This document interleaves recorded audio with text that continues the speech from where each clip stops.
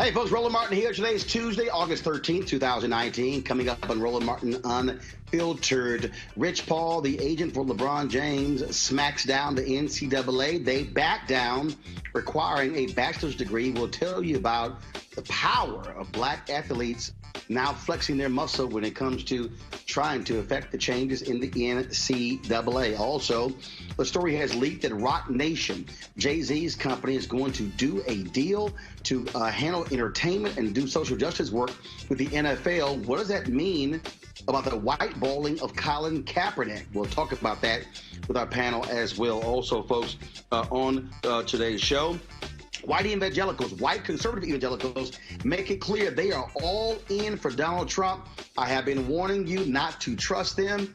All they care about, I keep telling y'all, is abortion as well as same-sex marriage. They don't give a damn about his racism. They don't give a damn about how he does the environment and how that's a troubling sign for 2020. Also, folks, on today's show, we'll deal with what is happening. First of all, we'll also talk about, of course, with Lonnie Love. Had a chance to catch up with her at Essence Festival. What's happening with The Real and other things she's involved in. Folks, we got a jam-packed show. Oh, it's time to bring the funk. I'm Roland Martin Unfiltered. Let's go. He's got it. Whatever the miss, he's on it. Whatever it is, he's got the scoop, the fact, the find. And when it breaks, he's right on time and it's rolling. Best believe he's knowing. Putting it down from sports to news to politics. With entertainment just for kicks, he's rolling. It's on go, y'all. It's Roland Martin, yeah. Rolling with Roland now. He's funk, he's fresh, he's real, the best, you know he's Roland Martin now.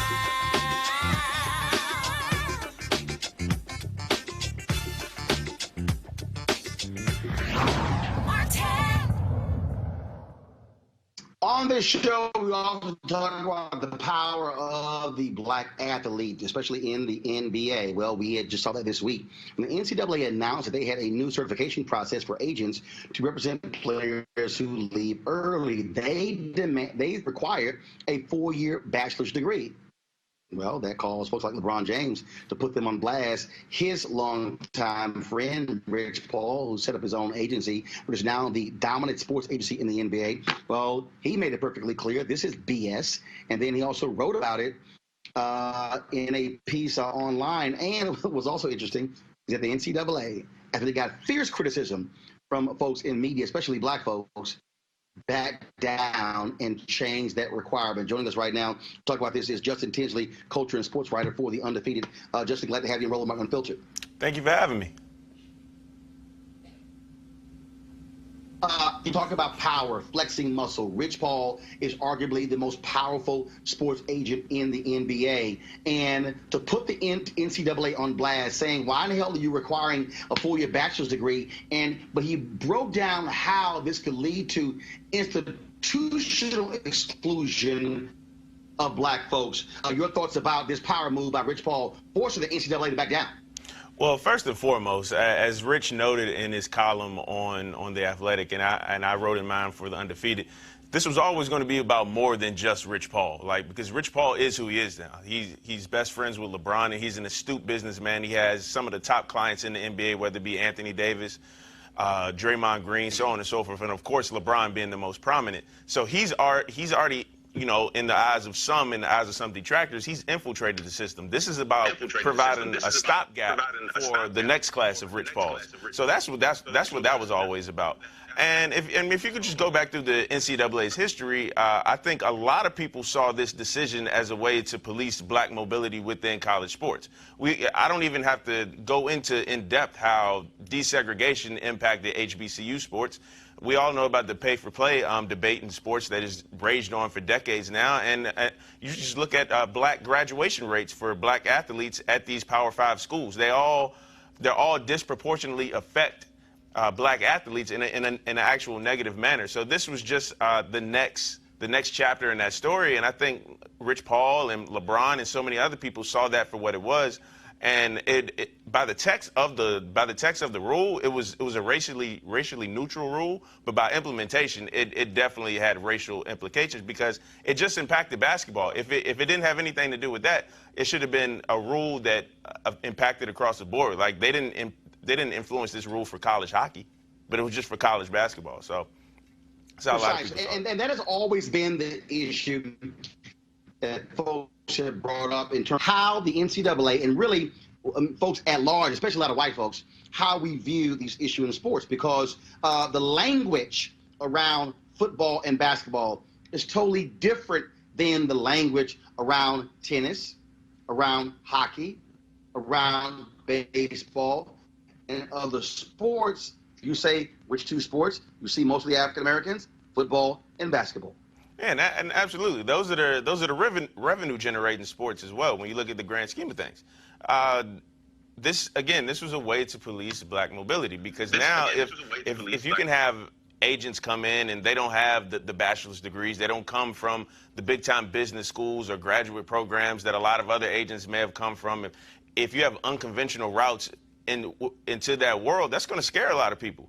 And, you know, Rich Paul, man, when you're young, you're black, you're smart, you're confident, you're going to scare a lot of people, in which he did. Again, this rule was about much more than Rich Paul, but if Rich Paul had to be the one to, at least for 6 days while the rule was actually implemented, fall on that sword, he was the perfect person to do it because once you have power, you have respect as well. And that power and that respect, it blew up in the NCAA's face, and they knew they had to rescind that because there's no way you can keep that rule the way it is. One, because it wasn't going to stop what was already going to happen anyway. These players are playing on AAU teams. They're playing nationally as young as middle school. Like I follow a couple of different accounts on Instagram, and I see middle school players being touted as, oh, this guy is the top 5 player in the 2024 class, and I'm like, hold on, class of 2024, how old is he at this point? And so these young boys, they're already on the national profile from a very young age. So it's not like implementing a rule is going to stop what is already going to happen anyway. And it's not like acting a bachelor's degree is the say-all, end-all, be-all in terms of your competency. Again, but I want to go back to power.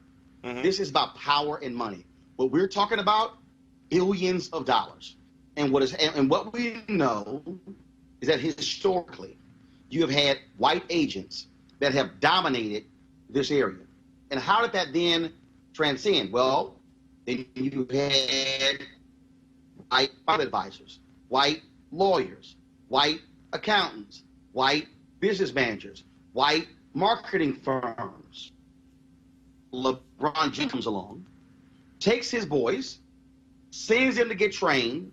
They then take over their own marketing, take over sign other clients. And so really what we're dealing with here, which is why I think the audience needs to understand how this thing sort of just multiplies. What you're seeing are folks who are saying, yo, hold up. These black folks have figured the game out, and they're going to start expanding this thing. We're not going to be able to control the billions of dollars flowing through. We now got to share. Absolutely. You know, the thing about equality is when you've had the power for so long, when other people say, like, no, I want a piece of this power too, you start to feel like you're losing your place in society when you're really not. But then you start to react in ways that we just see in all walks of life. With LeBron, like you said, he was a guy at 19 years old. He decided to bring his boys on. He decided to bring his friends on, and they became business partners. Randy Mims, Maverick Carter, and Rich Paul, of course. And a lot of people panned him at the time. If you go back and just read the reports, a lot of people saying LeBron made a stupid mistake. This is going to blow up in his face. Well, nearly 15 years later, we're seeing this now. And LeBron is hands down the most powerful athlete we've ever seen in at least the 4 major sports. It's not even close. And once you have somebody like LeBron, whose influence is what it is, this starts to open eyes. This starts to open imaginations, and to really just be like, hey, look, I'm the one that brings the power to the table, whether that be on the court or off the court. LeBron James, he doesn't need somebody who doesn't really know him or knows what his influences are, what his hopes, what his dreams are. speaking for him if they don't really know who he is? His friends, Randy, Maverick, Rich, they knew that. And I think a lot of young players will see that. And once you start to see that trend, once you start to see that shift, and then once you start to see money going different places, whereas before it wasn't going, that's going to scare a lot of people. And if people can try to halt that process, they'll implement rules like that, which only last for 6 days. Dr. Cleo Monago, social political analyst, Kelly Bethea, communication strategist, Melik Abdul, vice president, Black Conservative Federation. Cleo, I'll start with you. And then there's somebody who's watching who's saying, okay, why you make a big deal out of this? This is just sports. No, this is about the control of the flow of dollars. This is about black folks being in control of our own destiny, Cleo. That's what this is. And the NCAA got blasted because now black people also have platforms, have voices, and can flex this power. Well, as we spoke about before on other issues, this is a scary time for people who want white power to continue. And NCAA's impulse was, in my opinion, to circumvent the potential for the likes of these brothers to actually stay in their position because they want to keep the power position. As I've spoken about before, in sports, particularly basketball and football, brothers are the lion's share of who are the magicians who make the sport work. At least white men who are concerned about their egos and their power get to run and control everything. And I think that's what prompted the knee-jerk reaction. But it wasn't logical or helpful to keep it going, so they had to rescind. But this is something that's going to be interesting to see what goes forward, because he mentioned the power of LeBron. But there's people who are doing things, even on the presidential level and other kinds of institutional levels, to try to keep white power where it is. So it'll be interesting to see how this pans out over time, because LeBron is changing the game in terms of bringing his friends aboard. But this is not just about power and money generically. In my opinion, this is about white males keeping the historical power they've always had, and they're concerned about there being a shift in that because they want to feel relevant. And when it comes to sports, not unless they're in that powerful position, they are irrelevant proportion to the black men that are involved. So this is very interesting to me. And the great thing that I actually think about... Kelly? Yeah, so I'm sorry, Roland. Yeah, the great thing that I actually think about this, as a huge LeBron James fan, he's doing more than just shutting up and dribbling. He's actually creating a system where people can actually come together, and especially we're talking about black athletes. For LeBron to actually lead this effort, I think that the opportunities from here are endless. When I first heard about this, before they rescinded it, I thought to myself, I was thinking about, it's a little different, but I was thinking about employment law, where this thing is called disparate impact. It's not necessarily, sign out and, documented as far as it being race related, but the impact of that, of course, those of us who are actually felt by those type of racial policies, if you will. So when I heard that they actually rescinded it, I said to myself, LeBron is once again changing the game. And this is what he's done in so many instances. But I think that this is actually giving power to our sports industry across the board. I would love to see something like this continue where they're not just talking about, this is not even a protest. So I'll be interested to see how people respond to it, because this is not a protest. This is about someone like LeBron James using his power to influence the narrative around NCAA and other issues. So I look forward to it, and I think it's a great thing. I honestly think it's a great thing. Kelly, go ahead. No, I agree with my panelists here. When Paul mentioned that he didn't know the exact term for such a policy, it really is institutional racism at its finest and in its infancy. Again, this is a niche industry and institution in which it's only applicable to basketball. It didn't even apply to any of the other sports that other black athletes could also be a part of, like tennis, like even football. But they knew that NCAA regarding basketball, there's more black people in that arena and more black people will be affected by this new policy. But it is definitely institutional racism. I'm glad that Rich Paul called it out, and I'm glad that, they rescinded it. I still don't like how they rescinded it in terms of what the new policy is now. Basically, they're saying that, oh, you're okay if the NBA accepts you, et cetera, et cetera. They're still trying to control the narrative and controlling the power, but I think that, this is a start in terms of rescinding the obviously institutional racist policy. Go to our next story. That is today's story leaked that Rock Nation is signing a deal with the NFL to handle entertainment for the network, as well as involving them on social justice issues. There's going to be a news conference tomorrow at Rock Nation in New York City, where Jay-Z will be there to talk about this deal and explain exactly what's going on. It has raised a lot of questions for people because, of course, Jay-Z primarily never said it publicly that he would not perform at halftime for the NFL, but he, of course, has talked as sent word others not to do so as well. Justin, you're still there. I want to bring you in on this here. We don't know the full details of this. We don't know if Colin Kaepernick was informed about it. We still know that he is being whiteballed by the NFL, has not been signed by any team. He posted a video last week where he showed him getting up at 5 a.m., 5 days a week, still working out. Are you surprised by this Rock Nation announcement, even though this leak? Again, we'll hear more tomorrow, but are you surprised with all of the energy that was around entertainers, not Rihanna and others, not one for the NFL, Colin Kaepernick, that the NFL would sign this deal with Jay-Z's Rock Nation? Yeah, I mean, I can't lie to you. When the news broke today, I was like a lot of people. I was like, this is interesting. Because, you know, just a couple of months ago, it was reported that Jay-Z was telling Travis Scott not to perform at halftime. And Jay-Z's even gone on record on the song Ape. I can't say the other word. But, you know, it was a Grammy-nominated. Yes, you can. Oh, I can? Oh, yeah, okay. Well, I didn't know. This is my first time on here. The song is called Ape Shit.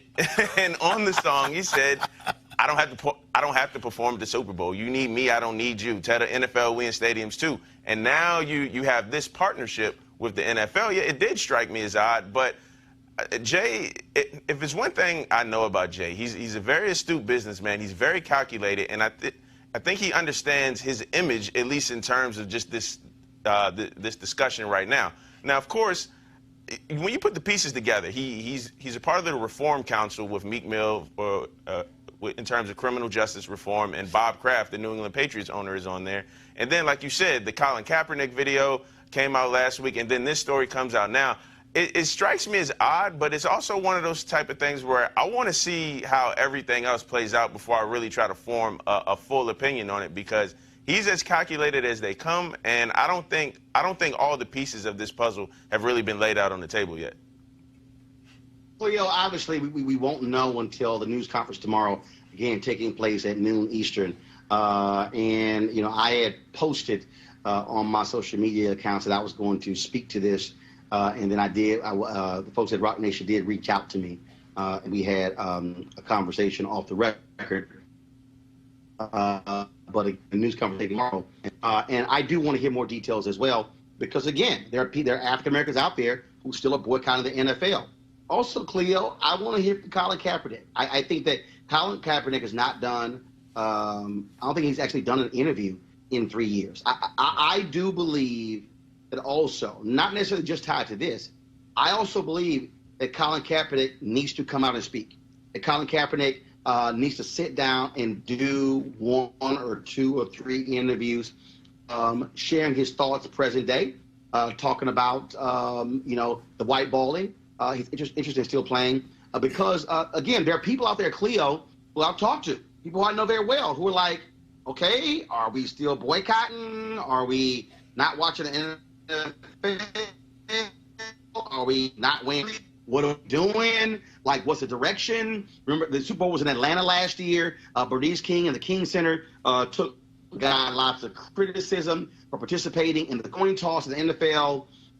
You had people who were criticizing Jermaine Dupri as well. And it's sort of like, you know, where is this movement, if you will? Is it even still there when it comes to backing Colin Kaepernick, who took a knee to protest police brutality? Your thoughts?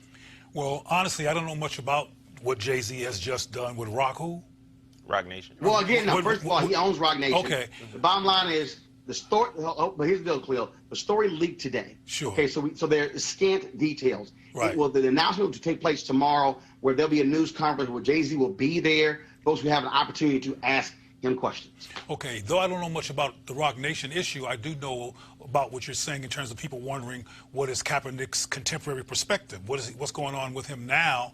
Is the movement still in place? He still don't have no gig. He still is who he is. Some people who are inferior to him are still being hired in terms of people's capacity to play football, who aren't as good as he is are getting hired and he's not. So it's clearly still political issues going on in terms of his name and him being able to play ball again. So we want to know what's going on, man. What should we do now? Should we follow you? Should we stay boycotting those who are, given what is still happening with your career? And I would love to hear from him, but apparently he's doing other things. Maybe he'll come out now that Jay-Z is doing this. No, he's not. I mean, first of all, he's doing other things because, hell, what else he got to do? Exactly. The reality, Kelly, is that Colin Kaepernick, I know this for a fact, Colin Kaepernick wants to play in the NFL. Yeah. Colin Kaepernick wants to show his skill set. He's getting older. It's now been 3 years. Yeah. No NFL team has expressed any interest. Nobody can convince me with some of the scrubs I see playing in the NFL that Colin Kaepernick is not being signed, because he doesn't have any talent. That is total BS, Kelly. Oh, that definitely is false, but I can't really speak as to why he hasn't said anything. I do know that the lawsuit, my understanding, was settled. So in terms it was settled. So in terms of whether there's a boycott after that, I'm not sure. Personally, I don't think there would be, but I do know some people, myself included, who hasn't really seen a football game since all of this has started. Now, regarding the Jay-Z issue,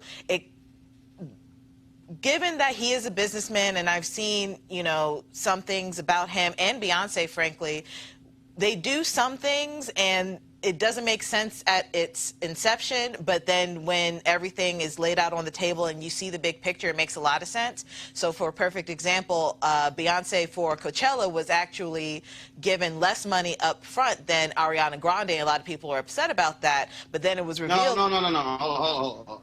That was a report that was never confirmed, and folks at Live Nation came out later and said there was no higher payment for Ariana Grande and Beyonce, but so that was a report, again, that was never confirmed. That was a rumor. Okay, well, even if it were true, the backlash from that was great. But at the end of the day, she still got the Netflix deal. She was still able to sell her stuff on Netflix, and we saw like the big picture of what that plan was between Coachella, the documentary, the album to come after. So with Jay-Z, maybe he was telling people not to perform because of this pending situation with the NFL. I'm not sure, but I am interested to see what comes of this tomorrow.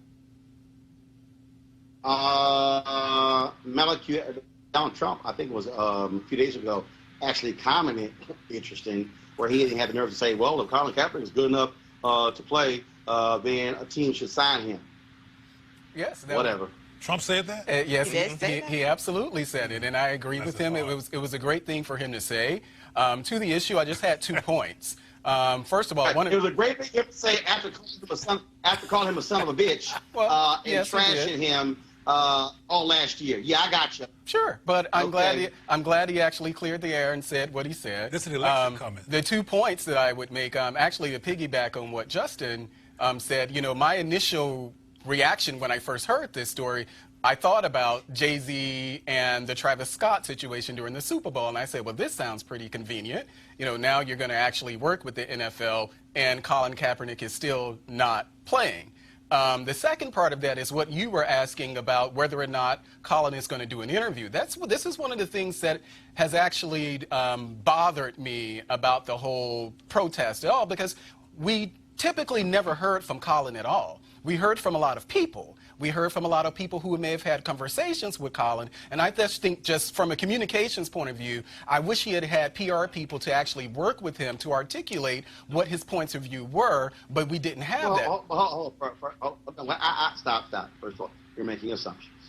First and foremost, you're wrong. He has had PR people.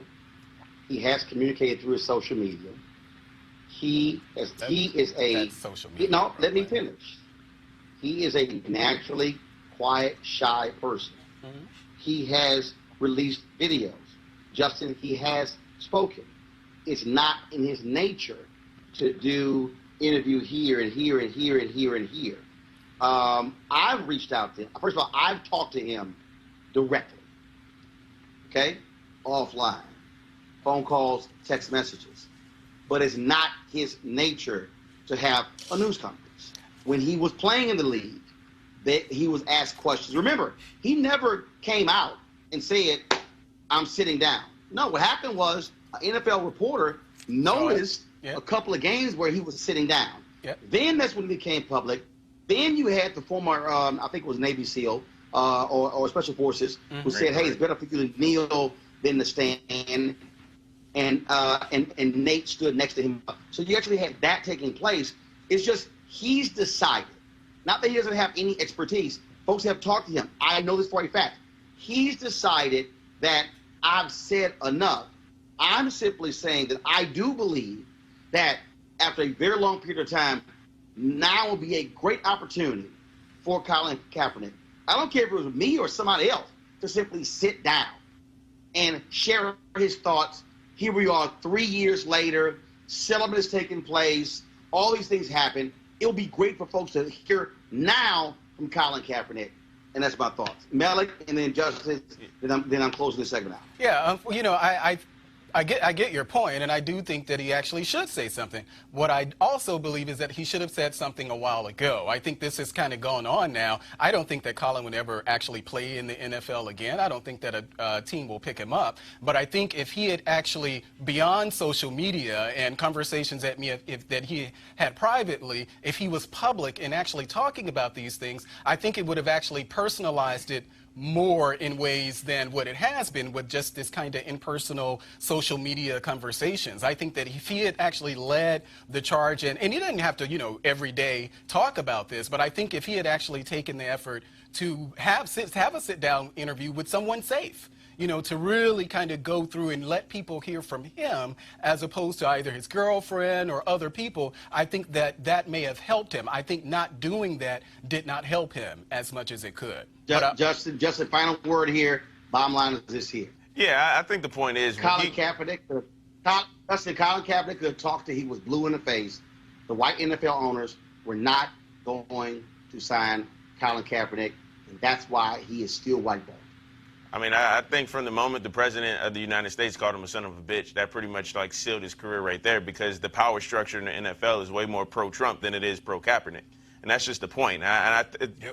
Just to piggyback off this discussion, when Colin was going through his protest, even when he was being whiteballed after his last season with the 49ers, I think people were cool with him not saying a lot, at least publicly, because they understood what the end goal was. The end goal was like, all right, he's either got to get signed to a team or you got to take the NFL to trial, take him to task.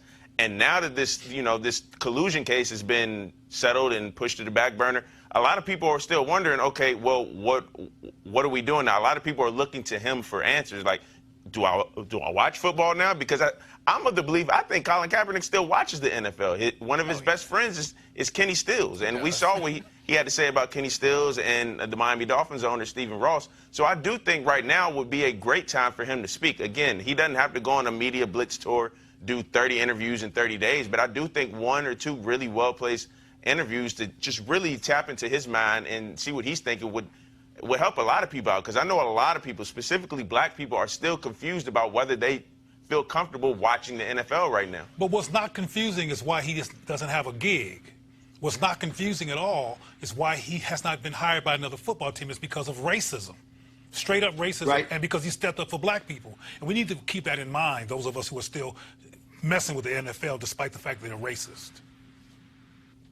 All right, Justin Tinsley, theundefeated.com. I appreciate it, man. Thanks a lot. Thank you. All right, folks, Trump got overwhelming support from white evangelicals in 2016, winning a higher percentage than George W. Bush, John McCain, or Mitt Romney. According to a 2019 Pew Research poll, their support continues. Almost 70% of white evangelicals approve of Trump's performance in office. Some of the things they approve of: he acts like a bully, but is fighting for them. He sees America like they do, a menacing place where white Christians feel mocked and threatened for their beliefs. And he's against abortion and gay rights, and has the economy humming to boot. Now, that's all based on the story in the Washington Post. And it was really interesting reading this story, Kelly, because I'm reading this story and you're seeing these comments like, yeah, you know, basically we can excuse the racist stuff. Yeah, you know, okay, he cheated left and right, the porn stars and everything, but I mean, the quote from Ralph Reed was hilarious. This, well, everyone has moral failings. The extent the white conservative evangelicals are going to make excuses for Donald Trump, I kept telling everybody, white conservative evangelicals don't give a damn about racism. They don't care about the economy. They don't care about sexism. They don't care this man is a liar. They don't care this man cheats.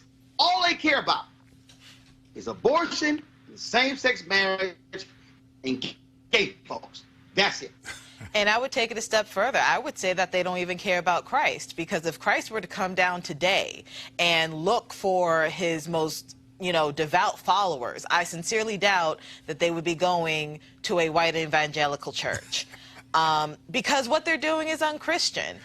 What we are seeing right now is just plain racism. It is plain bigotry. It is plain prejudice, but it is not Christian. I am a Christian. I know that you are a minister. We know our Bible. We know our teachings. My wife's a minister. Your wife's the minister. I thought you said you were a minister. I'm sorry. He has a ministry. Oh, he has a ministry. He has a ministry. Is that what it is? This okay. is his ministry here. And even that is fair. Sustained. Go ahead, Joe. But you understand my point. We know our Bible. People who are Christian know our Bible. And this is one of those things where you can't point to a verse where they are actually following the red letter Bible to a fault such that Trump actually aligns with it. It doesn't make sense. It doesn't match up, because what they're practicing is not true Christianity. It's bigotry. Have you ever? I love this quote here. I love this quote here in this Washington Post article where this guy. So what happened was the Washington Post interviewed 50 white. First of all, they said 50 evangelical Christians. They should have said white. In 3 battleground states, Florida, Pennsylvania, and Wisconsin, to explain why they like Trump. This guy was like, well, quote, you just got to accept the bad with the good. And then when you also go into this story, they talked about, how Obama made them feel so bad because their thoughts on same-sex marriage and abortion. And then here's Ralph Reed, okay, the chair of the Faith and Freedom Coalition. He said, I'm going to fight for you. I'm going to defend you. Then he says he gets it. He knows they're hungry for that. But Cleo, what's hilarious is these people are so close. They one person even saying, yeah, I like Trump because he talks about God a lot. That man ain't got nothing godly about him. He's playing these folks. He is. Roland, pardon me for being redundant, but I've said a million times, at least 2 million times, do not try to look at this through a logical lens. And Kelly mentioned that if Jesus came, he would not approve of this, but that depends on whose Jesus you're talking about. That's true. I mean, if you ever seen pictures of the KKK with Jesus Saves behind them, they're serious as a heart attack. And Manifest Destiny was part of a religious movement in terms of God sent us and gave us the destiny to kill everybody who was originally on this land and take it over. And people were murdered, children were killed. So let's be real clear. Earlier you said that they were against gay rights and they're against abortion. Well, look, if we look at this from a white supremacist lens, they look at abortion as an interruption of the reproduction of white people because they're having a hard time producing. And they look at homosexuality as people who don't produce. So they want to get rid of them because they get in the way of the production of white people. They're white supremacists. That's why I call them evil angels instead of evangelicals, because it sounds like that's spelled almost the same way. So let's be clear about the fact that these people do see Trump as representing God, because as far as they're concerned, God believes in white supremacy and God supports white people reigning with everybody. And that's really their agenda. They don't care how bad he is. If he's against immigration, if he's against anything that's going to interrupt the production of white people, they're about what he's about. No matter, you're being logical. You mentioned the pornography and the sex scandals. That's irrelevant. As long as he's about white power, he is their representative of God on planet Earth. Melik, I love this quote. He's forthright and honest. Forthright or forthright? At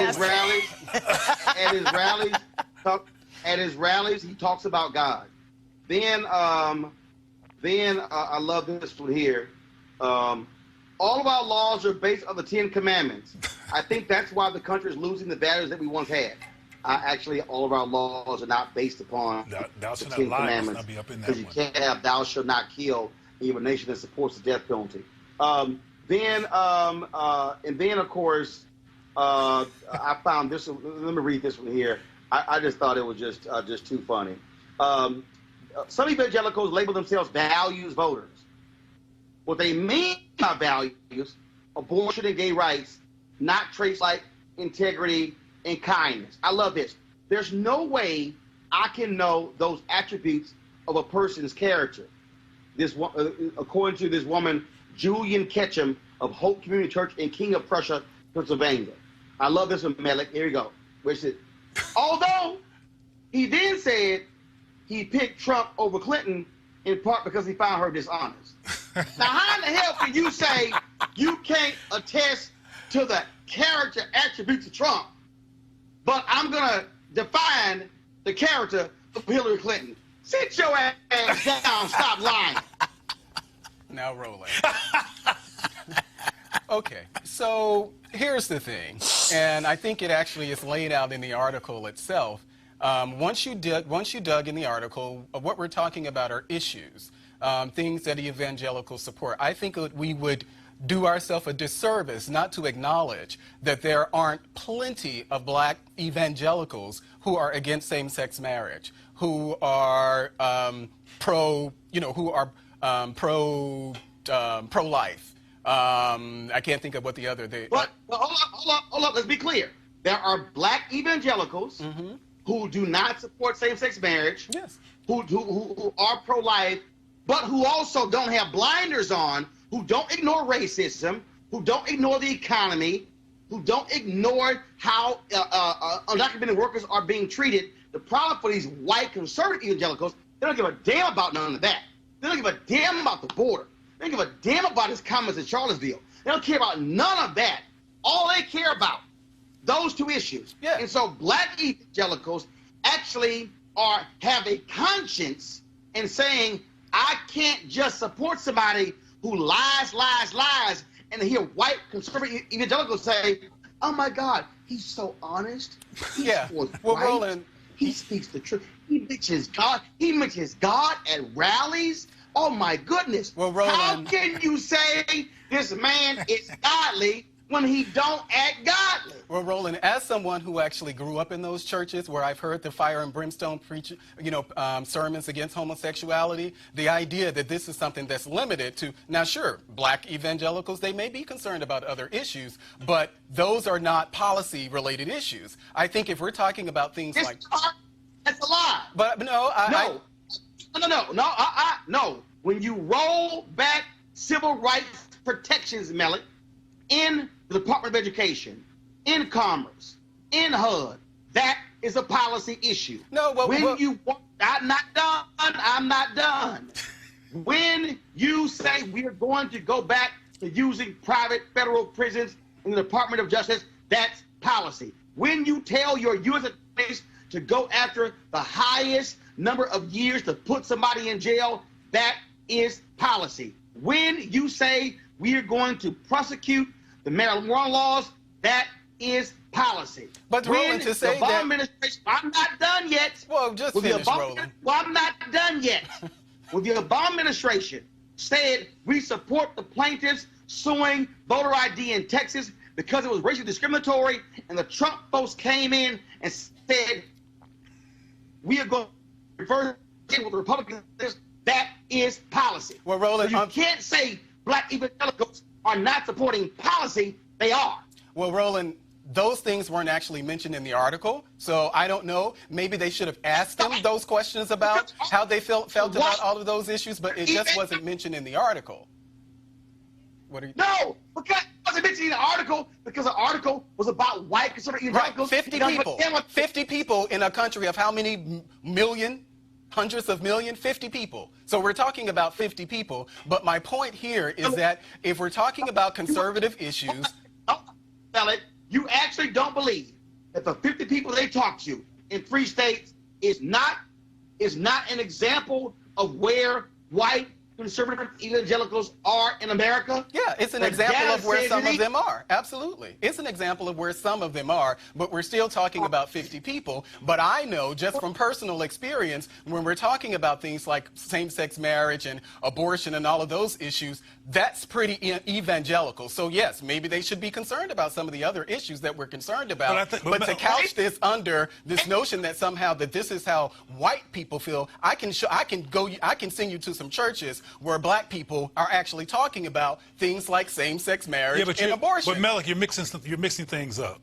Of course, I came from the black community and know about black churches as well, and I know there's black people who are not evangelicals who have issues with abortion and same-sex marriage. Absolutely. That's a whole other issue. Yeah. The other issues that Roland's bringing in is... All right, who on the panel is same-gender loving? I know Cleo is. So Cleo, Malik keep talking about just those 2 issues.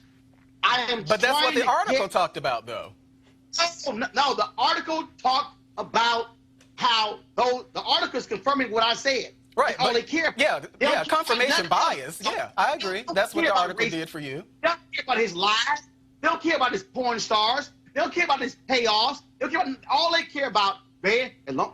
Trump, you can do whatever you want. Because they're not talking about the pastor of their church. They're talking about a politician. They're talking about God, though, too. Yeah, but they're still talking about a politician, not someone who's actually pastoring a church. So I think that is a distinction between a politician and a moral leader, someone that you would actually have leading your church. But I'm pretty sure that none of those white evangelicals would like Trump to be the pastor of their church. Well, I'm pretty sure of that. I'm pretty sure of that, but we're going to... Buddy, stop. I am talking. Cleo, I'm going to you. I can't hear you. The article is confirming what I am saying. Right, your confirmation bias. Malik, I'm talking. Cleo, I'm going to you. The article is confirming what I am saying. White conservative evangelicals don't care about nothing else. Cleo, they don't care how this man is destroying the Department of Agriculture. They don't care about the scientists who are quitting because they deny climate change. They don't care about the food program. They don't care about the rolling back of environmental laws. They don't care about none of that stuff. As long as he gives us right-wing federal judges, as long as he opposes gay stuff, as long as he's down with abortion, he can do whatever he wants. He got our vote, Cleo. Because that's their priority. We're looking at priorities here. And everything else you mentioned, including climate control, which is connected to capitalism, frankly. If people take a look at climate control and what it's actually doing to the country and to the world, people will have to change up how they make billions and billions of dollars, and they don't want that interrupted. That's more important than the world, than being rich. And that's one of the problems we have in this country. But the bottom line is that their priorities is power. Their priorities is people who are not going to support the institutionalized interruption of the production of white people, which is how they see abortion and how they see homosexuality. So this is an issue simply of having focus. And because people had focus, including the 53% of the white women that voted for him despite pussy grabbing, et cetera, they were like, he can grab all the pussies he wants. As long as he does what he says when he said, you'll never be ignored again.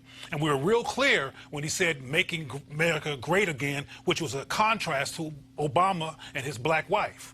So let's be real clear here that people wanted to make sure that somebody was going to be in office that was going to whiteify with no questions in terms of their agenda, and even the immigration laws. I mean, there was an article that came out I think today about Trump prioritizing rich white immigrants coming over here. So there's real clear here about priorities. Malik, then Kelly. Yeah, well, I disagree that this is some notion somehow, to further white supremacy. Obviously I don't agree with. Obviously I don't agree with that at all. I think it's a ridiculous assertion to even make. But again, focusing on what they're talking about, they could have very well asked those white evangelicals their views on criminal justice reform or some of these other issues, but they didn't. So we're talking about you know, as you said, stacking Hold up. the courts. How do you know they didn't? How do you know? How do I know what? How do you know they didn't ask them? How do I know? Say that again. How do you know they didn't ask How about do those you other know issues? Well, it wasn't mentioned in the article. We're literally talking about an article. So you they said, didn't. why didn't they ask them? You don't know that. Well, if they did, they didn't bother to put that in the article that we're talking about, based on the 50 people in battleground states around the country. But don't assume it didn't ask. But it's not in the article. So if they wanted their point of view articulated in the article, they would have actually put that in the article. So they didn't think, the Washington Post did not think that those issues were important, which I assume is why they didn't ask that and put it in the actual article. Are you a journalist? Do what? You a journalist, Melly? Oh. Am I a journalist? No, I'm not a journalist. I just read the article. Ever written a news story? No, I haven't. I just know what was in the article.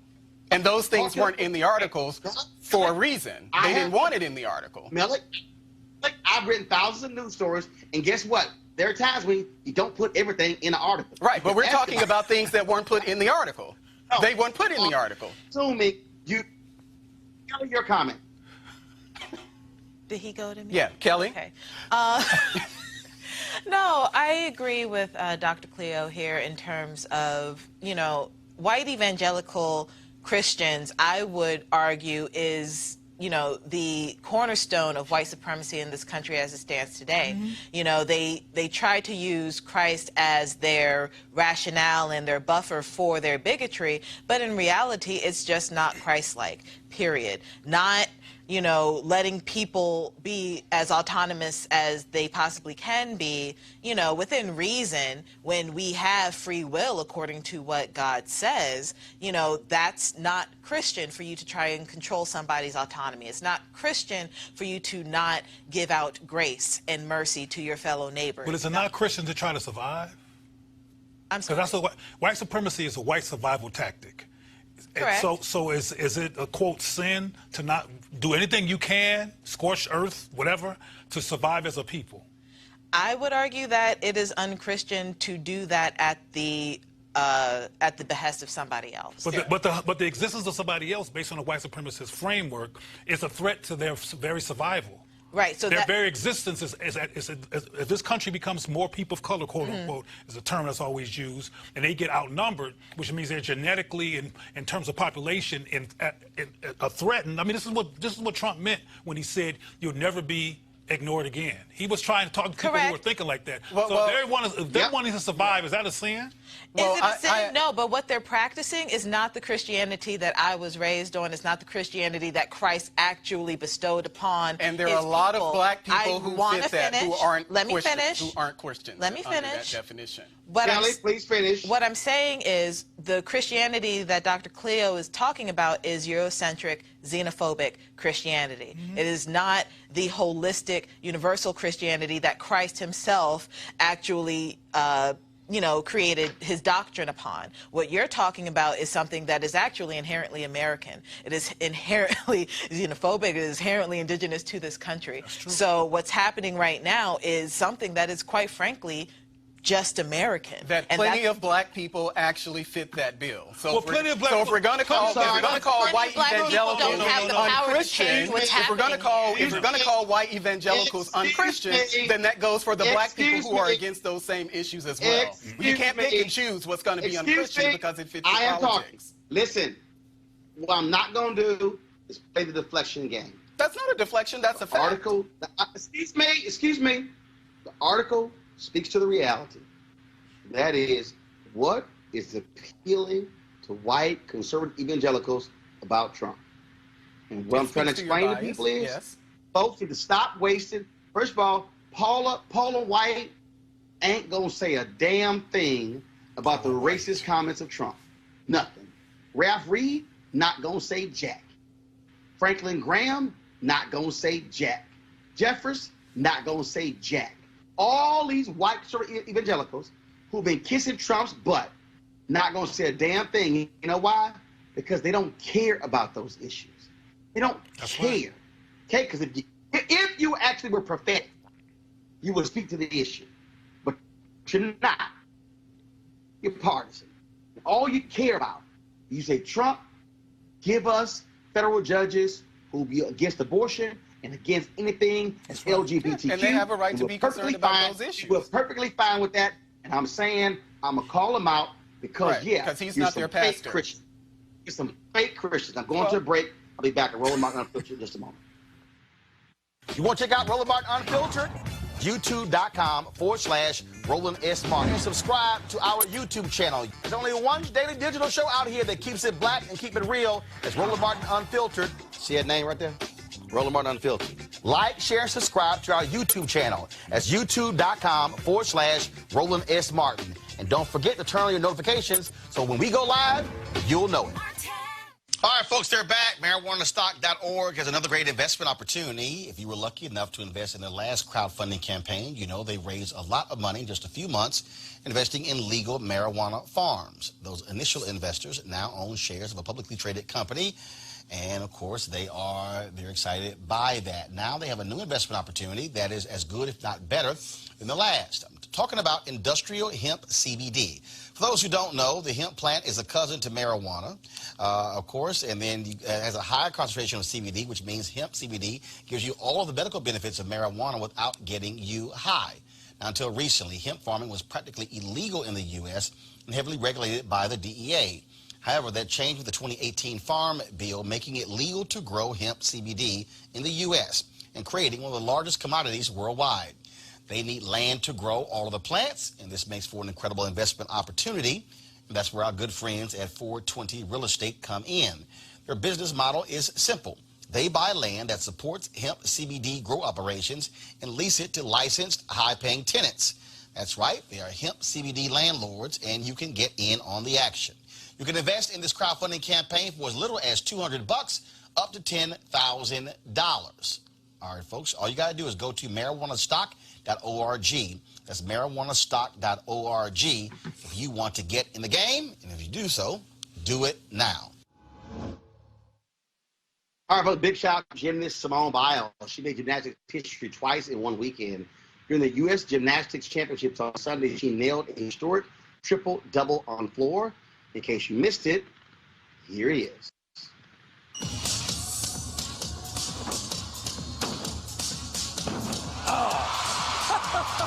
Money! Just keep making history, Simone Biles.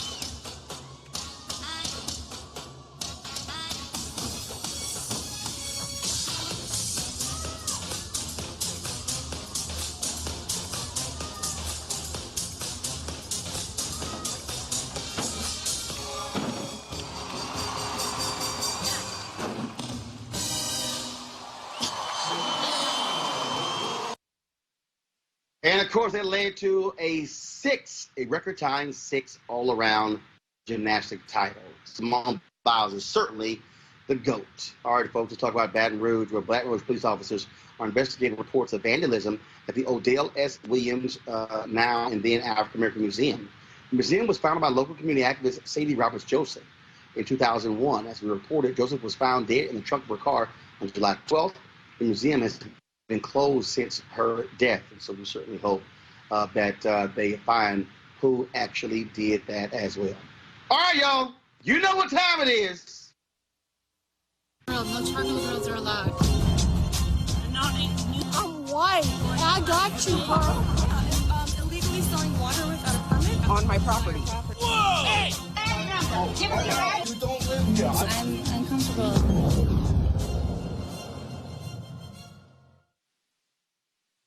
Yo, what is it about the N-word that crazy-ass white people find so fascinating?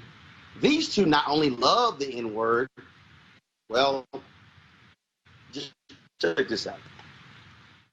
We hate niggers because it's snow and they don't work, so we should bring back slavery to whip them niggers. Bring back the KKK. Woo! People like black people. Bring back slavery to whip them niggas and bring back the KKK. Oh, I cannot wait to see when these two fools don't get into the college of choice, Cleo. Well, I'm not sure they're not going to get into the college of their choice. We'll see, because there's people already on some of these campuses, the Ivy League campuses, with those perspectives, but they're usually a little bit more discreet than these two women. Were they drunk or were they just being freestyling? I mean, I can't tell what was really going on, but as I say all the time, these kind of perspectives were cloaked once upon a time, but now people are being very blatant with them, and I think that white folks are frustrated about what looks like a shift in the color of power in this country. So we're going to see more of this, and of course, not everybody has a camera, so we're missing some of the best moments when the camera wasn't present. So stuff doesn't surprise me, not at all. Yeah, Kelly, but I love it when they do roll the cameras.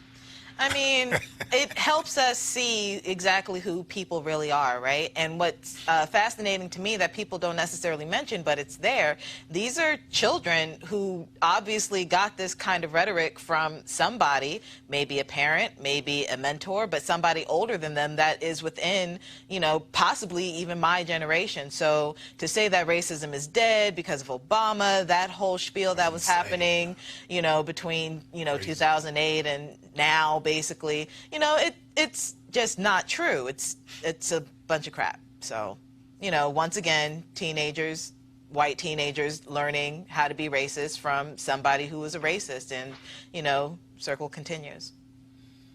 So, Roland, this is trash. This is trash. We can call it trash because They're What probably did you say, Evangelical. They're probably evil angels, right? Yeah, so let's just go ahead and call this trash. Trash in its rawest form.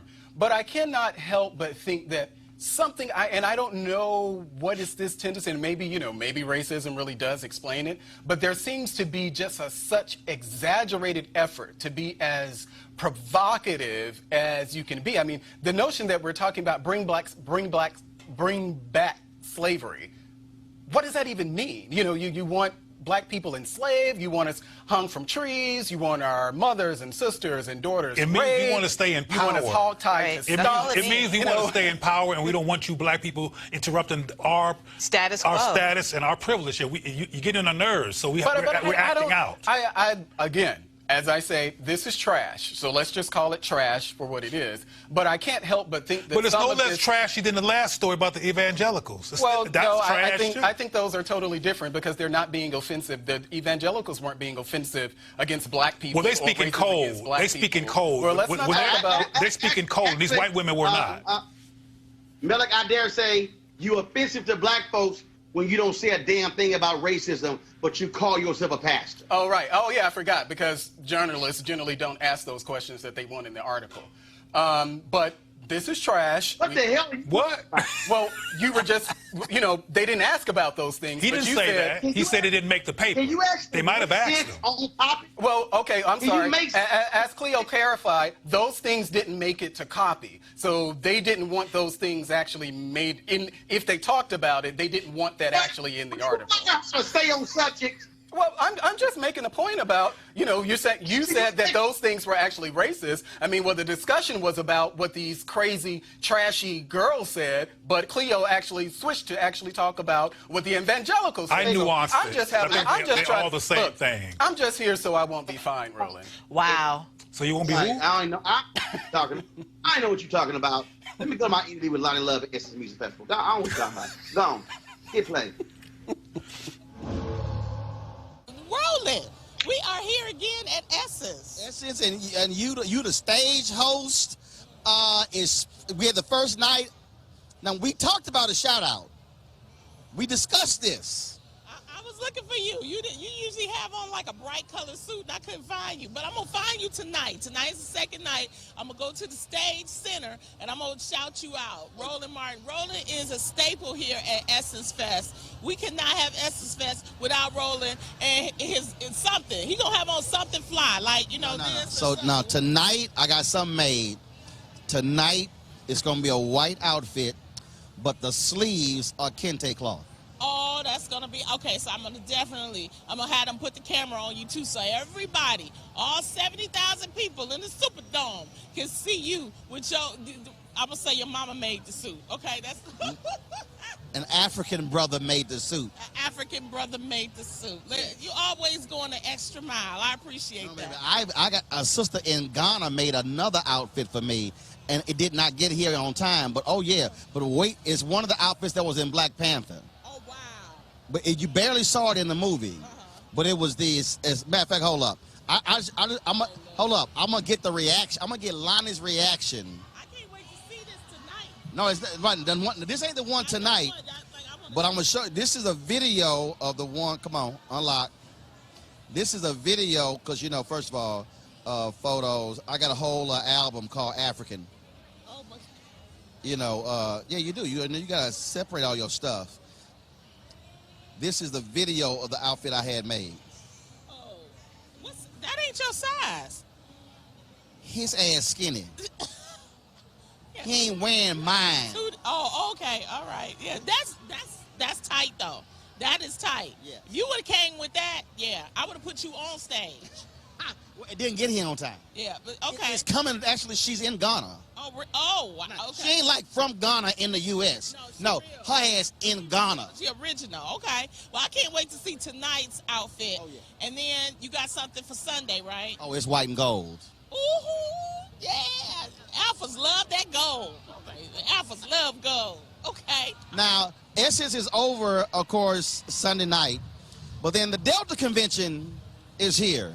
You sticking around? That's right. I have to work. I have a show in New York, but I'm here in spirit because I just joined WW, so I'm going to be here. I've taped some videos for my sorors and everything, so I will be here through video. Now, have y'all taught Kim Whitley how to properly do y'all sign and ooh? Because Kim struggled at the Centennial. She had like the thumb. I was like, is that like a spider web? I'm like, what the hell? We've been trying to work. I've been giving her rubber bands to try to work so she closed her fingers. It's like, girl, we can't show them pinkies in them spaces. That's not it. So, yeah, we're still working with Kim Whitley on that. But she'll get it. She right. Now, are you going to do like Ricky Smiley did? Because, on his show, he had like Omega bullshit on the wall. So, are you going to sneak in some elephants and some triangles on the set? I might. You have to see. Yeah. Now, what's the show? When is it coming on? It'll be, it'll be in the fall, in September. So you got the reel and you got a show. Yeah. You trying to be like Steve Harvey. Can't nobody be. He got like 18 jobs. I'm just trying to keep up with 2. But I'm just happy because of the support I get from our community, especially from our black women. It's just wonderful. And when you come to events like Essence Fest, you see like everything that you're doing something right because so many people love and support and they show it hard too. Okay. So I'm just blessed and fortunate, but most of all, I'm humble. Have you had to deal with that aggressive? Give me a hug. Yeah. That's why now I have to carry a security guard. So, but it's okay as long as they do it in love. But when they try to get like forceful with it, that's the older sisters. Oh yeah, that Detroit come out. What's up? Detroit Debbie come out on them, and then they be like, "Oh, we sorry." I say, "Okay, now come on, let's do this right." I've been Me Too'd by some older sisters, peaching on her ass and like, "Hey, baby." Yeah, you just got to deal with that. Them aunties and TTs. You got to deal with aunties and TTs. We let them go. They don't even know what Me Too means. So you just let them do it. Well, the election is hot and heavy. I can't wait to bring it to hashtag bring the funk on the real. I'm going to keep it real. That's what we're planning for the fall. We're planning to have political spotlights. People like yourself, April Ryan, Angela Rye, we're inviting to come on because We need to have people like you who actually study and can understand and explain to the people the thoughts and the policies that's going on. So that's the reason why it's important, and we would love to have you and come on. And plus, I bring a female crowd. The ladies love Uncle Roro. All right, Uncle. And wear the suit that didn't make it. You want me to wear that one? Yeah, I want that one. That one? Oh, yeah, I'm telling you. You know I'm gonna walk out with it too. Just walk out smooth.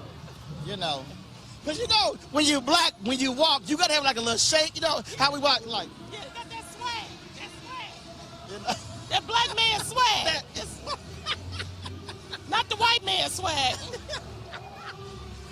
You a fool. You ain't got no sin. Love you, baby. That line love has no sense whatsoever. I want to thank everybody for joining us. Yesterday, of course, I was in LA for Seth the Entertainers Golf Tournament, raising money for the Boys and Girls Club. Shout out to Sadie and the Kyle Family Foundation 7th Annual Golf Tournament. Had a great time there, but back in the saddle. So I'll see you guys tomorrow from D.C. I want to thank our panel, Cleo, Kelly, and Melek. Thanks a lot. And I'll see you guys tomorrow right here. Don't forget to support Roland Martin Unfiltered by joining our Bring the Funk Fan Club. Every dollar you give goes to support this show and the work that we do. Go to RolandMartinUnfiltered.com. You can use Square, PayPal, or even Cash App. All of them work. If you want to mail a check, we'll take those as well. Make it a cashier's check or a money order because they ain't trying to deal with no hot checks. All right, y'all. I got to go. Holla!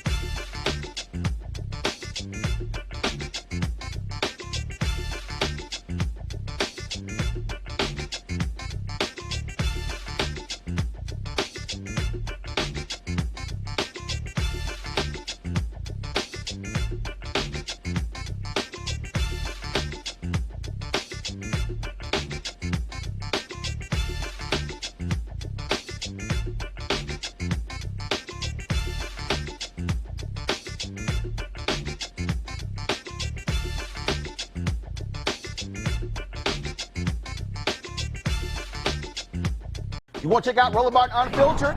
YouTube.com/Roland S. Martin. And subscribe to our YouTube channel. There's only one daily digital show out here that keeps it black and keep it real. It's Roland Martin Unfiltered. See that name right there? Roland Martin Unfiltered. Like, share, and subscribe to our YouTube channel. That's YouTube.com/Roland S. Martin. And don't forget to turn on your notifications so when we go live, you'll know it. Hey everybody, this is your man Fred Hammond, and you're watching Roland Martin, my man, Unfiltered. Hi, this is Essence Atkins, and you're watching Roland Martin Unfiltered.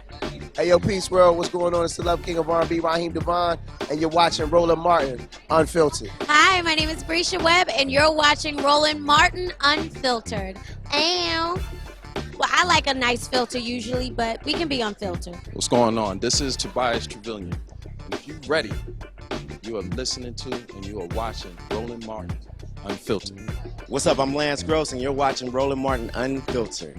Hi, this is Cheryl Lee Ralph, and you are watching Roland Martin Unfiltered. I mean, could it be any other way? Really? It's Roland Martin.